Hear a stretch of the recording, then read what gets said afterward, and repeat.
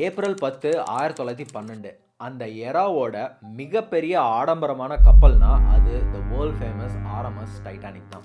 இங்கிலாண்டோட south ஆம்ப்டன்ல இருந்து New York நோக்கி தன்னோட முதல் பயணத்தை ஆரம்பித்த டைட்டானிக் அப்போ இருந்த பிஸ்னஸ் மேன், ஃபேமஸ் ஆக்டர்ஸ், அமெரிக்காவில் தங்களோட வாழ்க்கையை கனவு காண்ற பலரையும் சுமந்துக்கிட்டு தன்னோட பயணத்தை தொடங்குச்சு. இந்த வரலாற்று சிறப்புமிக்க கப்பலோட கேப்டனாக பொறுப்பேற்றாரு 62 வயதான எட்வர்ட் ஜான் ஸ்மித். அவரோட பல வருட கடல் அனுபவம் இந்த கப்பலை சேஃபாக ட்ராவல் பண்ண பலமாக இருக்குன்னு பல பேர் நம்பினாங்க. டைட்டானிக்கோட ஓப்பனிங் லஞ்ச் ஒரு பெரிய ஈவெண்ட்டாக நடந்துச்சு. அது பப்ளிக் அண்ட் மீடியாஸோட கவனத்தை தன் பக்கம் இழுத்துச்சு. அப்படி ஒரு மானுமெண்ட்டான டைட்டானிக்கில் பயணம் பண்ண எல்லோரும் புறப்பட்டாங்க.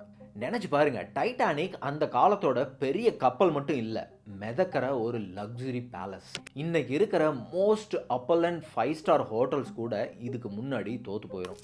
அந்த அளவுக்கு RMS டைட்டானிக் கிட்டத்தட்ட 269 மீட்டர் லென்த், 53 மீட்டர் ஹைட்டோட கடலுக்கு நடுவில் ஒரு பெரிய பிரம்மாண்டம்.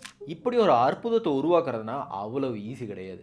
1912 இதுக்காக கிட்டத்தட்ட $7.5 மில்லியன், அதாவது இன்னைக்கு மதிப்படி பார்த்தா $400 மில்லியன் ஸ்பெண்ட் பண்ணியிருக்காங்க. கப்பலோட இன்டீரியர்ஸ் முழுக்க ஸ்டெயின்லெஸ் கிளாஸ் மிரர்ஸ், மர பேனல்ஸ் வச்சு ரொம்பவே ரிச்சாக எலகண்ட்டாக செய்யப்பட்ட ஒரு ஷிப் இது. டைட்டானிக் கப்பலுக்குள்ளே நுழைஞ்சதுமே கண்ணை கவர்ற மாதிரி 2 பிரம்மாண்டமான ஸ்டேர்ஸ், ரிலாக்ஸேஷன், பொழுதுபோக்குக்காக மட்டும் பிரத்யேகமாக ரெஸ்டிங் பிளேஸ், யாரும் எதிர்பார்க்காத அளவு டாப் நாச்சா, அது கூடவே ஒரு ஹீட்டட் ஸ்விம்மிங் பூல். இந்த மாதிரி ஒரு கப்பல் அந்த காலத்தில் ரொம்பவே ரேர்னு தான் சொல்லணும். கூடவே Turkish bath, electric bath, spa experience, gyms, squash court அப்படின்னு இதுக்குள்ளே இல்லாத விஷயங்களே இல்லை, சொல்லிக்கிட்டே போகலாம். இது போக அடிஷ்னலாக 4 ரெஸ்டாரண்ட்ஸ், 2 சலூன்ஸ், 4 லைப்ரரின்னு பேசஞ்சர்ஸ்க்கு என்னென்னலாம் தேவையோ அது எல்லாத்தையும் பார்த்து கட்டின கப்பல் இது. இப்படி மிதக்கிற இந்த சொகுசு ஹோட்டல் தன்னோட பேசஞ்சர்ஸ்க்கு மறக்க முடியாத ஒரு கடல் அனுபவத்தை கொடுக்கறதுக்காக வடிவமைச்சிருந்தாங்க. இப்படிப்பட்ட தனித்துவமான கப்பலோட சோகமான விதி இந்த கடல்லையே பனிப்பாறையில் மோதி பலியாகுது. பல கப்பல் இந்த பாதையில் ட்ராவல் பண்ணியும் டைட்டானிக் மட்டும் எப்படி இந்த ஐஸ்பர்கில் மோதிச்சு? எப்படி இவங்க வார்னிங்ஸை எல்லாம் கிடச்சும் மிஸ் பண்ணாங்க? வெறும் 37 கிலோமீட்டர் தூரத்தில் இன்னொரு கப்பல் இருந்தும் இவங்க டைட்டானிக்கை காப்பாற்ற வரல. ஸோ அந்த ராத்திரி அப்படி என்ன ஆச்சு? ஏன் இந்த விஷயங்கள்லாம் நிறைய விஷயங்கள் இப்படி தப்பாச்சு அப்படிங்கிறதான் இதில் நம்ம டீட்டெயிலாக பார்க்க போகிறோம்.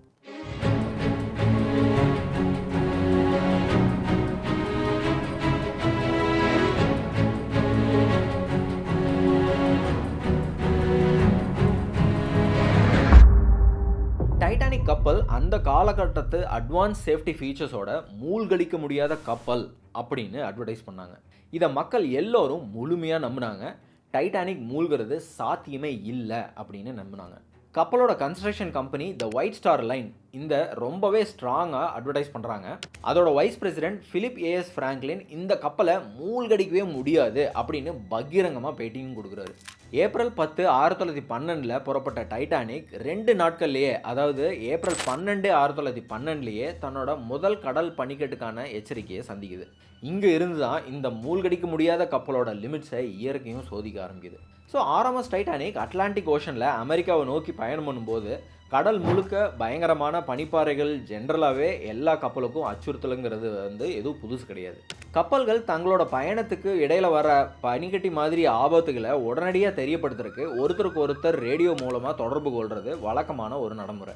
இப்படி கொடுக்கப்பட்ட எச்சரிக்கையில் டைட்டானிக் தன்னோட பாதையை 2 தடவை மாற்றி தப்பிக்க முயற்சி பண்ணியிருக்கு.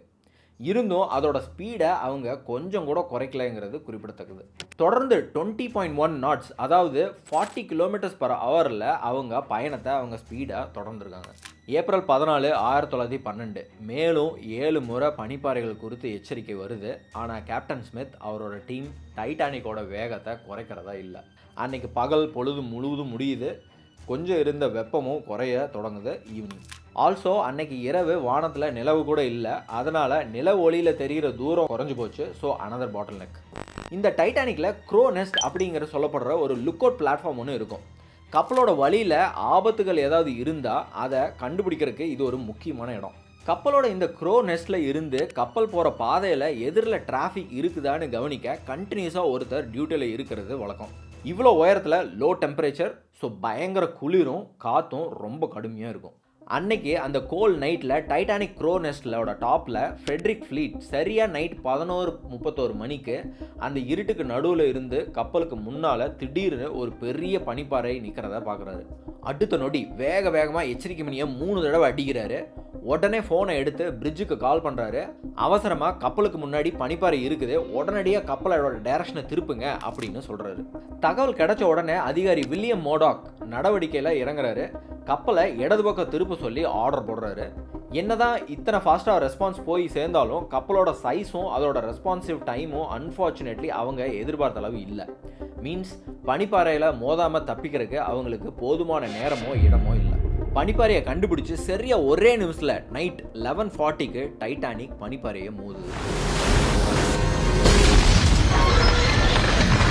The Titanic was a new breed of luxury liner. On April 10, 1912, Titanic left port in Southampton, England, and embarked on its first and last voyage. The time was 11:40. But it was too late. The iceberg grazed the right side of the ship.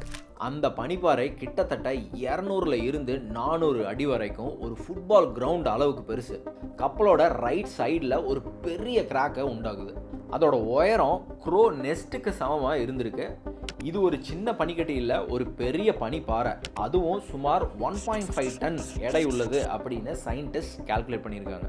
அதோட தாக்குதல் டைட்டானிக்கோட exact front right சைடில் impact ஆகுது. எக்ஸாக்டாக சொல்லணும்னா போ பக்கத்தில் impact ஆகுது. So now போனா என்ன? நீங்கள் பார்க்குற இந்த இமேஜில் போ தான் கப்பலோட ஃப்ரண்ட் போர்ஷன். இந்த போர்ஷன் தான் கப்பல் தண்ணியில் பாஞ்சிட்டு முன்னாடி போகிற முதல் பகுதி. இந்த போக்கு மேலே ஸ்டர்ன் அப்படின்னு அழைக்கப்படுற இன்னொரு பாட்டு இருக்குது. சரியாக போக்கு கீழே கப்பலுக்கு அடிப்பகுதி தண்ணிக்குள்ளே இயங்குற ஒரு முக்கியமான பாட் கீல். இதுதான் கப்பலை தண்ணியில் சமநிலையில் நிறுத்த சப்போர்ட் பண்ணுது. பேசிக்கலி கப்பல் பக்கவாட்டில் சாயாமல் தடுக்கிறதுக்கு. அடுத்த சில வினாடிகளில் இந்த போ பனிப்பாறையில் இம்பேக்ட் ஆகி கப்பலோட முக்கியமான பார்ட்ஸில் ஹோல்ஸை உண்டாகுது. உங்களுக்கு எல்லாம் தோணலாம், எப்படி மெட்டலை விட டென்சிட்டி கம்மியான பனிக்கட்டி கப்பலை டேமேஜ் பண்ண முடியும்னு. இதை புரிஞ்சுக்க ஃப்ரீஸ் ஆகிற பனியை கொஞ்சம் கவனிக்கணும். பனிக்கட்டி எவ்வளோதான் ஹார்டாக இருந்தாலும் அதனால் ஒரு மெட்டலை உடைக்க முடியாது. ஆனால் இது வெறும் பனிக்கட்டி மட்டும் இல்லை, ஒரு பெரிய ஐஸ் மவுண்டன். பனிப்பாறையோட அளவும் இடையும் ஆல்சோ கப்பலோட வேகமும் அந்த பாறையோட ஃபோர்ஸும் டைட்டானிக்கை டேமேஜ் பண்ணுது. கப்பல் பனிப்பாறையில் மோதின ஃபியூ மினிட்ஸில் கேப்டன் ஸ்மித்தும் கப்பலோட ஆர்கிடெக்ட் தாமஸ் ஆண்ட்ரூஸும் எந்த அளவுக்கு சேதம் ஏற்பட்டு இருக்குன்னு டிஸ்கஸ் பண்ணிட்டு கன்க்ளூட் பண்ணுறாங்க, இந்த கப்பல் மூழ்கிறத யாராலும் தடுக்க முடியாது. So the unsinkable is now sinkable, that too very very fast. இந்த கதையோட ஆரம்பத்தில் டைட்டானிக் ஒரு மூழ்கடிக்க முடியாத கப்பல் அப்படின்னு நான் சொல்லியிருந்தேன். அதுக்கு 2 முக்கிய காரணம். ஒன்று, கப்பலோட அடிப்பகுதி. கடல் சார்ந்த வடிவமைப்பில் ஹல் அப்படின்னு சொல்லுவாங்க. அதாவது அடிப்பகுதி தான் ரொம்ப முக்கியமானது. அப்படி டைட்டானிக்கோட ஹல்ஸில் மட்டும் 2 லேயர்ஸ், அதாவது 2 அடிப்பகுதி கொண்ட கப்பல். ஒருவேளை அவுட்டர் லேயர் டேமேஜ் ஆனால் கூட கப்பலுக்குள்ளே தண்ணி போகாமல் இருக்கிறதுக்கு இன்னொரு லேயர் காப்பாற்றும். ரெண்டாவது, டைட்டானிக்கோட ஹல்லில் கிட்டத்தட்ட 16 வாட்டர் ரைட் கம்பார்ட்மெண்ட்ஸ் இருக்குது. அதில் 4 கம்பார்ட்மெண்ட்டில் ஃபுல்லாக தண்ணி நிறைஞ்சாலும் கப்பல் எந்த தடுமாற்றமும் இல்லாமல் ஆப்ரேட் பண்ண முடியும்.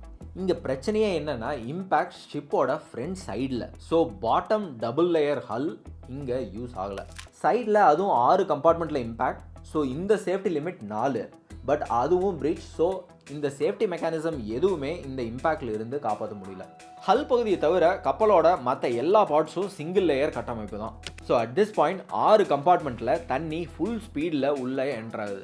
கப்பல் பனிக்கட்டியை மோதி சரியாக 20 நிமிஷத்தில் நைட் 12 மணிக்கு கேப்டன் ஸ்மித் பக்கத்தில் உள்ள கப்பலுக்கு இந்த சிச்சுவேஷனை ப்ராட்காஸ்ட் பண்ணுறதுக்கு இம்மிடியட் டிஸ்ட்ரெஸ் கால் அனுப்ப சொல்கிறாரு.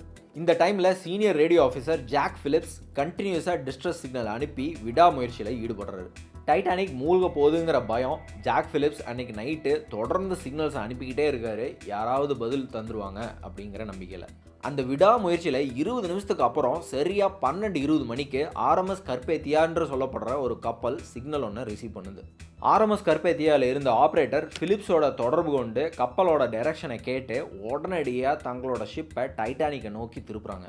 பட் அன்ஃபார்ச்சுனேட்லி என்னதான் அவங்க வேகமாக ரெஸ்பான்ஸ் அனுப்பி உடனடியாக செயல்பட்டாலும் கர்பேத்தியா டைட்டானிக் கிட்ட இருந்து 107 கிலோமீட்டர் தள்ளி இருந்தது. ஸோ தன்னோட அதிகபட்ச வேகத்தில் அவங்க பயணம் பண்ணால் கூட டைட்டானிக்கு வந்து சேர சுமார் 3.5 மணி நேரம் ஆகும். அங்கே இருந்த க்ரூஸ் எல்லாரும் பக்கத்தில் இருக்கிற வேறு கப்பல் வந்தால் அவங்களோட கவனத்தை திசை திருப்ப ஃப்ளேயர்ஸும் ராக்கெட்டும் டைட்டானிக்கில் இருந்து கொளுத்துறாங்க. ஆனால் சோகம் என்னென்னா கர்பேத்தியா கப்பலை தவிர வேறு எந்த கப்பலோட பதிலும் அவங்களுக்கு கிடைக்கல. இதுக்கிடையில் கேப்டன் ஸ்மித் மக்களை லைஃப்-போட் மூலமாக வெளியேற்றுற செயல்முறையை தொடங்குறாரு. கடல் நெறிமுறைக்கு ஏற்ற மாதிரி குழந்தைகளையும் பெண்களையும் முதல்ல வெளியேற்றுறாங்க. இந்த உத்தரவு அடிப்படையில் லைஃப் போட்ஸ் எல்லாம் ஃபில் பண்ணி கடலில் இறக்குறாங்க. ஆச்சரியம் என்னென்னா இந்த நிலைமையிலையும் பேசஞ்சர்ஸ் எல்லாரும் ஸ்டில் சீரியஸாக சுச்சுவேஷனை எடுத்துக்கல. ஏன்னா எல்லோரோட பிலீஃப் என்னென்னா டைட்டானிக் ஒரு மூழ்கடிக்க முடியாத கப்பல், இது ஒரு சின்ன விபத்து தான், அதனால தான் இந்த அலாம் வந்திருக்கு, ஸோ கப்பல் அவ்வளோ ஈஸியாக மூழ்காது அப்படின்னு எல்லாரும் பிலீவ் பண்ணுறாங்க. யாருக்கும் அதோட சீரியஸ்னஸ் இன்னும் தெரியல. மோஸ்ட்லி மக்கள் ஆமாம் ஏதோ பனிக்கட்டையில் மோதி இருக்குது, பட் ஷிப்பு சிங்க் ஆகிறக்கலாம் சான்ஸே கிடையாது அப்படின்னு ஒரு கேஷுவல் ஆட்டிடியூடோடு எல்லோரும் இருந்திருக்காங்க. ஸோ இதனால் பல பேர் லைஃப் போட்டை கூட அவாய்ட் பண்ணியிருக்காங்க. கிட்டத்தட்ட 65 பேர் ஒரு லைஃப் போட்டில் உட்கார முடியும். இனிஷியலாக லைஃப் போட்டில் வெறும் 28 பேர் தான் உட்காந்து போயிருந்துருக்காங்க. அடுத்த கொஞ்ச நேரத்தில் டைட்டானிக்கோட நிலைமை இன்னும் மோசமாகுது. கம்பார்ட்மெண்ட்டில் ஒவ்வொன்றா தண்ணி உள்ளே இறங்குது, கப்பல் மேலே சாய தொடங்குது. அப்போ தான் பேசஞ்சர்ஸ்க்கு சிச்சுவேஷனோட சீரியஸ்னஸ் புரியுது. மணி 1 நெருங்கும்போது டைட்டானிக்கோட நிலைமை இன்னும் மோசமாகுது. முன்னாடி இருந்த கம்பார்ட்மெண்ட் எல்லாம் தண்ணியில் நிரம்பி இருக்கு. கப்பலோட போ கடலுக்கு உள்ளே ஃபுல்லாக மூழ்குது. தண்ணிக்குள்ளே இருந்த பின்பகுதியோட ப்ரொப்பலர்ஸும் தெரிகிற அளவுக்கு கப்பல் கவிழ ஆரம்பிக்குது. ஸோ சடனாக மக்கள் மத்தியில் இது பெரிய குழப்பத்தை ஏற்படுத்துது. ஸோ மக்கள் இப்போ லைஃப் போட்ஸில் ஏறுறதுக்கும் சண்டையும் போட ஆரம்பிக்கிறாங்க. டைட்டானிக்கில் மொத்தம் 2200 பேசஞ்சர்ஸ், ஆனால் அதில் வெறும் 1200 பேர் போகிற லைஃப் போட் மட்டும்தான் இருந்துச்சு. இது ஒரு அனதர் சேஃப்டி மெஷர் மிஸ். சரியாக அதிகாலை 2:05 மணிக்கு டைட்டானிக் தன்னோட கடைசி லைஃப் போட்டை தண்ணியில் இறக்குறாங்க. அப்போ கூட கப்பலில் சுமார் 1500 பேர் மீதம் இருக்கிறாங்க. இந்த குழப்பங்களுக்கு மத்தியில் பல பேசஞ்சர்ஸ் தங்களோட உயிர் காப்பாற்றுற போராட்டத்தை கைவிட்டு முழுக்க இந்த டைட்டானிக்லேயே ஸ்டே பண்ண முடிவும் எடுக்கிறாங்க. நேரில் பார்த்த சாட்சிகளோட கணக்குப்படி அதிகாலை 2:20 மணிக்கு கப்பல் 2 துண்டாக உடஞ்சி நார்த் அட்லாண்டிக் ஓஷனோட பனிக்கட்டி நீருக்குள்ளே மிச்சம் இருந்த பகுதி மூழ்க ஆரம்பிக்குது. த அன்சிங்கபிள்னு சொன்ன டைட்டானிக் கப்பல் பனிக்கட்டி மோதி 3 மணி நேரத்தில் முழுசாக கடலுக்கு. மக்கள் அழுது ப்ரே பண்ணி எப்படியாவது மிச்சம் இருக்கிற லைஃப் போட்டில் இடத்த பிடிக்க முயற்சி பண்ணுறாங்க. போட்ஸ் இல்லாமல் தண்ணியில் குதிச்சும் தப்பிக்க முயற்சி பண்ணுறாங்க. சுமார் -2 டிகிரிஸ் குளிரில் கடல் நீர் ஃபியூ மினிட்ஸில் ஹைப்போதெர்மியானால் உயிர் விடுறாங்க. ஸோ இது ஒரு பெரிய ரிமைண்டர், அந்த காலத்தோட அதிநவீன தொழில்நுட்பம் கூட இயற்கைக்கு முன்னாடி ஒன்றும் இல்லைங்கிறதுக்கு. டைட்டானிக் மூழ்கும்போது கூட கேப்டன் எட்வர்ட் ஸ்மித் கப்பலில் இருந்து போகலை. சில பேர் அவர் சூசைட் பண்ணிக்கிட்டாரு அப்படின்னு சொல்கிறாங்க. இதுக்கு நடுவில் மக்களை மீட்கறக்காக வேகமாக வந்த RMS கர்பேத்தியா கப்பல் சரியாக 3:30 இருந்து 4 மணிக்கு சம்பவம் நடந்த இடத்துக்கு வருது. அவங்க எவ்வளோ வேகமாக வரதுக்கு முயற்சி பண்ணியும் 1 மணி நேரம் தாமதமாக தான் அங்கே வர முடிஞ்சுது. ஸோ இங்கே என்னதான் நடந்துச்சு அப்படின்னு தெரிஞ்சுக்க விசாரணைகளை ஆரம்பிக்கிறாங்க. இது சம்மந்தமாக நடத்தப்பட்ட பல ஆய்வுகளில் எல்லாரையும் அதிர்ச்சிக்குள்ளாகிற மாதிரி பல திடுக்கிடும் உண்மைகள் வெளிச்சத்துக்கு வருது. இந்த நிகழ்வு கப்பல் பாதுகாப்பு முன்னேற்பாடுகள் மேலே ஒரு பெரிய கேள்வியை எழுப்புச்சு. மேலும் அதில் பல சேஃப்டி ப்ரிகாஷன்ஸ் ரிலேட்டட் மாற்றங்களையும் கொண்டு வர இது ஒரு காரணமாக இருந்துச்சு. இதில் இன்ட்ரெஸ்டிங் ஃபேக்ட் என்ன அப்படின்னா, டைட்டானிக் மூழ்கின இடத்துல இருந்து வெறும் 37 கிலோமீட்டர் தூரத்தில் SS கலிஃபோர்னியன் ஷிப் ஒன்று இருந்திருக்கு. நம்ப முடியல, வெறும் 37 கிலோமீட்டரில் இன்னொரு ஷிப் அங்கே பக்கத்துலேயே இருந்திருக்கு. டைட்டானிக்கோட ரெஸ்கியூ ஃப்ளேயர் ராக்கெட்ஸை பார்த்தும் இவங்க உதவிக்கு வரல. இன்ஃபேக்ட் பல மக்கள் டைட்டானிக்கில் இருந்து இந்த கப்பலை பார்த்தும் இருந்திருக்காங்க அண்ட் கான்ஃபிடென்ட்டாகவும் இருந்திருக்காங்க. ஏன்னா பக்கத்துலேயே இன்னொரு கப்பல் இருக்குது, ஸோ உதவி எப்போ வேணாலும் வரும்னு சொல்லி. மிட் நைட்டில் டைட்டானிக்கில் இருந்த கிடச்சப்ப டிஸ்ட்ரெஸ் சிக்னல்ஸை இந்த ஷிப்போட க்ரூ மெம்பர்ஸ் அந்த ஷிப்போட கேப்டன் ஸ்டான்லி லார்ட் கிட்ட சொல்லியிருக்காங்க. கேப்டன் ஸ்டான்லி அதுக்கு வாய்ப்பே இருக்காது அப்படின்னு சொல்லி இதை அவாய்ட் பண்ணியிருக்காரு. டைட்டானிக்கில் இருக்கிறவங்க எல்லாரும் பணக்காரங்க, அவங்க பார்ட்டி தான் பண்ணிகிட்டு இருப்பாங்க, அதிலிருந்து வந்துடுறதான் இந்த ராக்கெட்ஸ்னு சொல்லி அலட்சியமாக இக்னோர் பண்ணுறாரு. இந்த ஒரு தவறான முடிவுக்கு அப்புறம் கலிஃபோர்னியன் கப்பல் உதவிக்கு அவங்க எந்த நடவடிக்கையும் எடுக்கல. சிக்னல் கிடைச்ச போதே கேப்டன் முயற்சி பண்ணியிருந்தா டைட்டானிக்கில் இருந்த பல உயிர்கள் அன்னைக்கு காப்பாற்றாங்க. எல்லாம் முடிஞ்சு அடுத்த நாள் கலிஃபோர்னியன் கப்பல் க்ரூ தங்களோட ரேடியோவை டர்ன் ஆன் பண்ணுறாங்க. அவங்களுக்கு மிஸ் பண்ண எல்லா SOS காலும் கிடைக்குது. அவங்க சம்பவம் நடந்த இடத்துக்கு உடனடியாக வந்து பார்க்குறாங்க. ஆனால் அவங்க கண்ணுக்கு பட்டது எல்லாம் அந்த உறைஞ்சு போன உடல்கள் மட்டும்தான். இந்த செயலுக்காக கலிஃபோர்னியன் கேப்டன் ஸ்டான்லி மேலே விசாரணை குழு பழி சுமத்துறாங்க. ஆனால் இந்த விபத்துக்கு ஒருத்தரை மட்டும் பலி சொல்கிறது இல்லாஜிக்கல். ஆல்சோ இந்த விபத்துக்கு பல தப்பான டிசிஷன்ஸ் அண்ட் சேஃப்டி ப்ரோட்டோகால் பிரீச்னு பல தவறுகளும் காரணம் அப்படின்னு முடிவுக்கு வராங்க. டைட்டானிக்கில் இருந்த லைஃப் போட்ஸ் போதுமானதாக இல்லை. கப்பல் கன்ஸ்ட்ரக்ஷன் கம்பெனி கப்பல் மூழ்குவதுங்கிற நம்பிக்கையில் லைஃப் போட்ஸோட எண்ணிக்கையை கம்மி பண்ணதும் ஒரு ரீசன். டைட்டானிக்கோட பயணத்துக்கு முன்னாடி ஒரு பாதுகாப்பு ஒத்திகை ஒன்று நடக்க இருந்தது.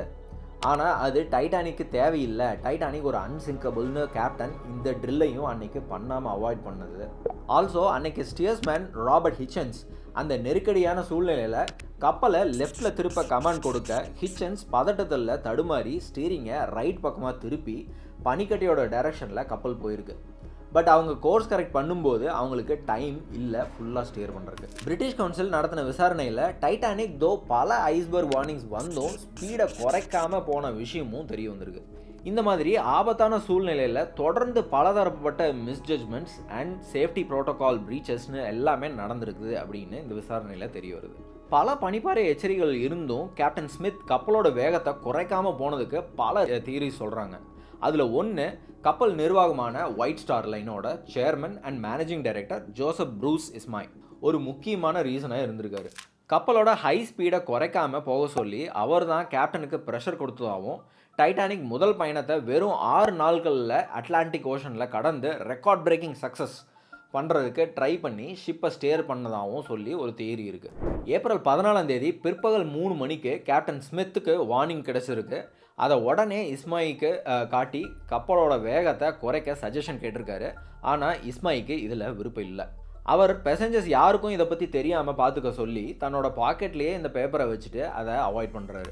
ஸோ ஆல் இன் ஆல் இந்த விபத்துக்கு அப்புறம் மேரிடைம் இண்டஸ்ட்ரீஸில் இந்த நிகழ்வு பெரிய மாற்றங்களை கொண்டு வந்துச்சு. டைட்டானிக்கோட சோகமான முடிவுக்கு பதில் சொல்கிற மாதிரி கப்பலோட பாதுகாப்பு அதிகப்படுத்தவும் எதிர்காலத்தில் இதே மாதிரி தவறுகள் நடக்காமல் இருக்கவும் நியூ ரெகுலேஷன்ஸ் கொண்டு வந்தாங்க. அப்படி கொண்டு வந்த மேரிடைம் சேஃப்டி ப்ரோட்டோகால்ஸ் இன்றைக்கும் எல்லா ஷிப்ஸ்லையும் ஃபாலோ பண்ணிகிட்டு இருக்காங்க.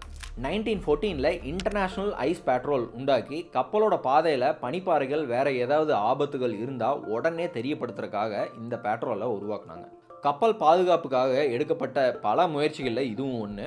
இது international convention for the safety of life at sea SOLAS மாநாடு அப்போது இதை இம்ப்ளிமெண்ட் பண்ணி இணைச்சிக்கிட்டாங்க. இந்த ஒப்பந்தம் தான் அடுத்தடுத்து பாதுகாப்புக்கான தரத்தையும் உயர்த்த உதவி பண்ணிச்சு. அதில் ஒன்று, பேசஞ்சர்ஸ்க்கு போதுமான லைஃப் போட்ஸ் இருக்கணும் அப்படிங்கிற விஷயமும் ஒன்று. டைட்டானிக் மூழ்னதுக்கப்புறம் 70 வருஷத்துக்கு மேலே பல பார்ட்ஸ் கண்டுபிடிக்க முடியாமல் தான் இருந்துச்சு. September 1985 America ocean explorer Robert பெல்லாடும் அவரோட ஃப்ரெஞ்சு ஓஷனோகிராஃபரும் சேர்ந்து கடைசியாக டைட்டானிக் விழுந்த இடத்த கரெக்டாக கண்டுபிடிக்கிறாங்க. கடலுக்கு அடியில் சுமார் 3800 மீட்டர், அதாவது 3.8 கிலோமீட்டர்ஸ் ஆழத்தில் கப்பல் 2 பாகமாக உடஞ்சி 600 மீட்டர் கேப்பில் விழுந்து கிடக்கிறத கண்டுபிடிக்கிறாங்க. இன்றைக்கி இயற்கையோட பிடியில் டைட்டானிக் பாக்டீரியா மாதிரி நுண் உயிர்களால் அரிக்கப்பட்டு கொஞ்சம் கொஞ்சமாக தன்னோட எல்லா பாகங்களையும் இழந்துட்டு வருது. கிட்டத்தட்ட 2030 ஆண்டுக்குள்ளே டைட்டானிக் இருந்த இடமே தெரியாமல் மறைஞ்சு போயிடும் அப்படின்னு சொல்கிறாங்க. இன்றைக்கி டைட்டானிக் மூழ்கி 112 வருஷத்துக்கு மேலே ஆனாலும் மக்களுக்கு இது மேலே இருக்கிற ஆர்வம் கொஞ்சம் கூட குறையலைங்க. ஆஸ்திரேலியாவோட கோடீஸ்வரன் கிளைவ் பால்மர் டைட்டானிக் 2 உருவாக்க போகிறதா 2012 அனௌன்ஸ் பண்ணார்.